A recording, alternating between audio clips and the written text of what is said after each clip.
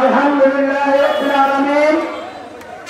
বাংলাদেশ জামাত ইসলামী যুবদল আন্তরিক উপজেলা শাখা সাবেক সকল ভাইস চেয়ারম্যান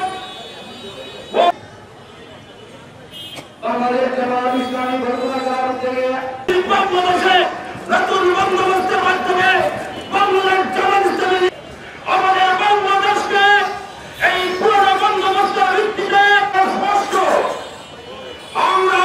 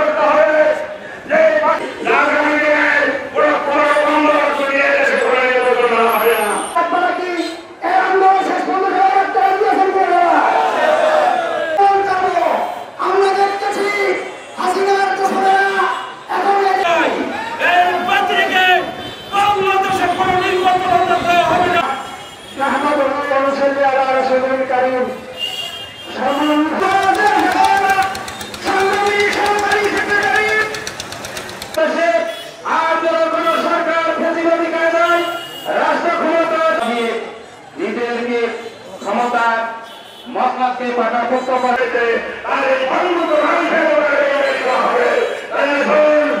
জানিয়ে দিতে চাই স্বাধীনতার এই 54 বছর বয়সে আবার যেই বাংলাদেশে আগের মতো সেরকম নির্বাচন হয় তাহলে দেশের মানুষ এদেশের জনগণ তাদের সর্বশক্তি দিয়ে তা পরিহার করবে ইনশাআল্লাহ।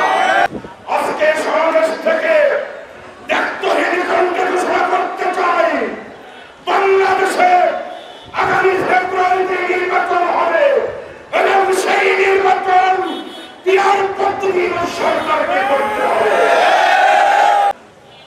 কিন্তু পিয়ারে হল জেলা ভিত্তিক বা বিভাগ ভিত্তিক বা রাষ্ট্র ভিত্তিক।